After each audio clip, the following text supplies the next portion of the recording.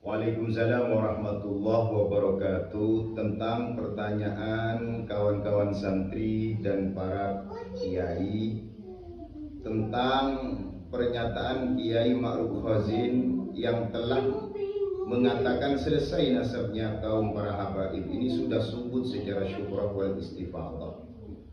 Beliau mengutip bahwa nasabnya kaum para habaib ini katanya sudah memenuhi syarat secara kaidah ilmu hadis dan juga kaidah ilmu fikih, bahwa nasabnya Ba'alawi ini subut secara syuhrah wal istifadah. Beliau mengutip kitab Majmu' di jilid 20 halaman 262.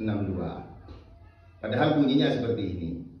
Fa in istafadha anna fulan ibnu fulan au anna fulan hashimiyun, anna fulanan hashimiyun au umumiyun, jaza ayyushhada bih.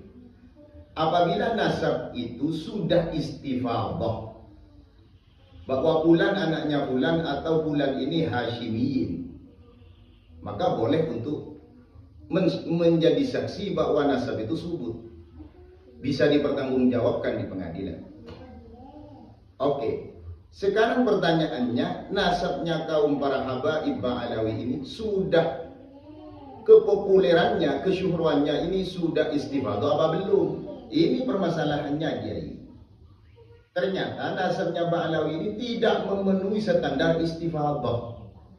Tidak istifadah, hanya syuhrah saja. Populer tapi tidak memenuhi syarat istifadah. Kenapa? Karena ta'rif al-mahiyah, definisi daripada istifadah yang telah dicantumkan oleh ulama fikih walaupun dan ulama hadis dan ulama yang lain, bahwa yang dimaksud dengan istifadah itu adalah al-khabarul ladzi tatakaththurat ruwatuhu fi kulli tabaqatin wa lam tasil darajat at-tawatur.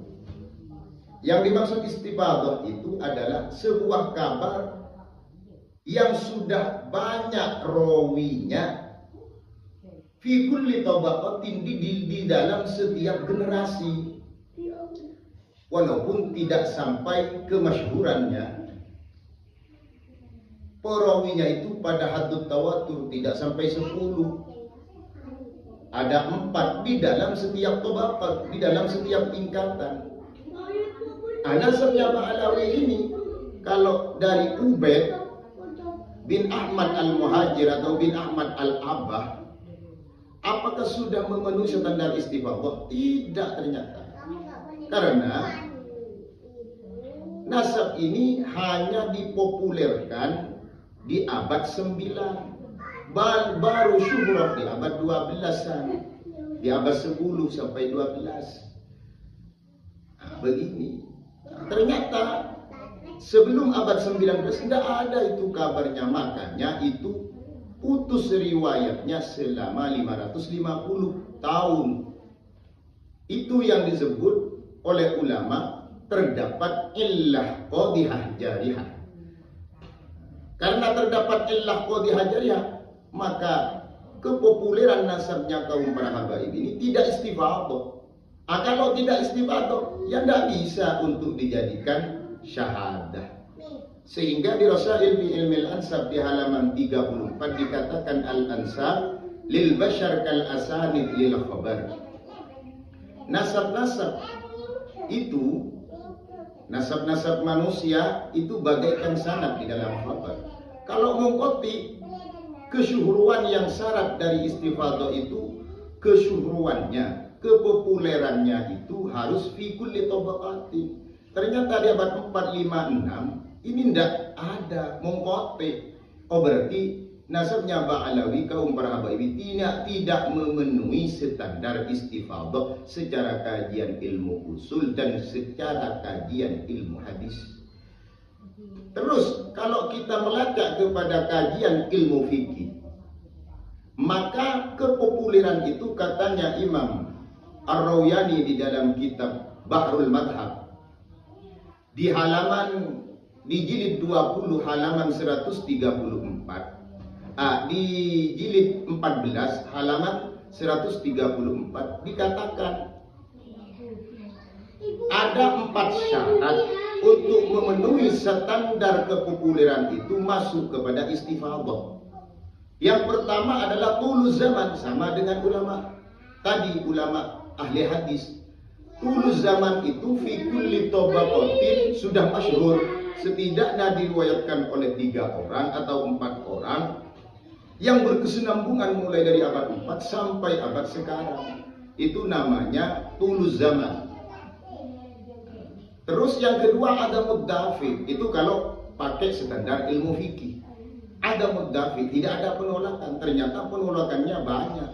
Di antaranya Syarif Rafiq, di antaranya Bayyinat Zahirat.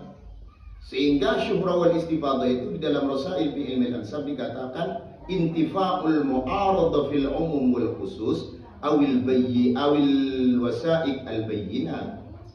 Begitu kiai. Jadi nasabnya kaum para habaib ini tidak memenuhi standar istifadhah, baik secara kajian ilmu hadis atau secara kajian ilmu fikih, karena tidak memenuhi syarat. Apalagi ini nasab tidak istifadhah. Yang sudah istifadhah saja apabila menyalahi data dan kenyataan yang valid itu gugur kok. Seperti yang dikatakan oleh Imam Ibnu Hajar Al-Asqalani dalam kitabnya Al-Jawabul Jalil di jilid 1 halaman 47 dikatakan fa innal nasab yasbutu bil istifadhah illa ayasbuta ma yukhalifu. Sesungguhnya nasab itu bisa tetap dengan istifadhah kecuali istifadhahnya menyalahi sesuatu fakta yang valid dan kenyataan yang bisa dibuktikan. Ini sudah gagal. Nasab yang sudah istifadhah memenuhi unsur syarat istifadhah bisa gagal apabila menyalahi kevalidannya, menyalahi kaedah-kaedah yang telah nyata. Apalagi nasab ini sudah batal secara kajian ilmu nasab. Secara kajian ilmu sejarah juga batal, karena di dalam data internal dan eksternal mereka dikatakan bahwa Ubaid dengan ayahnya Ahmad Al-Muhajir ini hijrahnya di abad 6 tahun 540, itu dalam kitab mereka dan kitab internal yang lain. Sedangkan Sayyid Ahmad Al-Abbah bin Isa bin Muhammad Al-Naqib ini sudah wafat di pertengahan abad 4. Ya, mustahil lah secara kajian ilmu sejarah. Secara kajian biologi, secara genetika darah, ternyata tidak ada kemiripan dan tidak ada unsur kode-kode yang sama dengan darahnya Ahlul Bait. Tidak ada.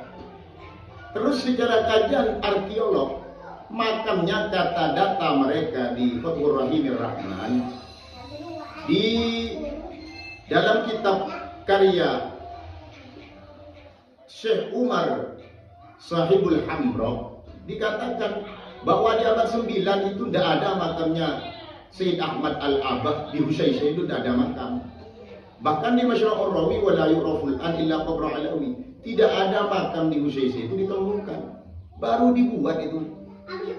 Nah, kenyataan seperti ini kalau pakai syuhra wal istifadhah, andaikan sudah lulus istifadhahnya, itu tidak memenuhi standar untuk diisbat sebagai nasab yang sahih. Apalagi nasabnya kaum Ba'alawi para habaib ini tidak memenuhi standar istifadhah. Begitu saudaraku. Terima kasih.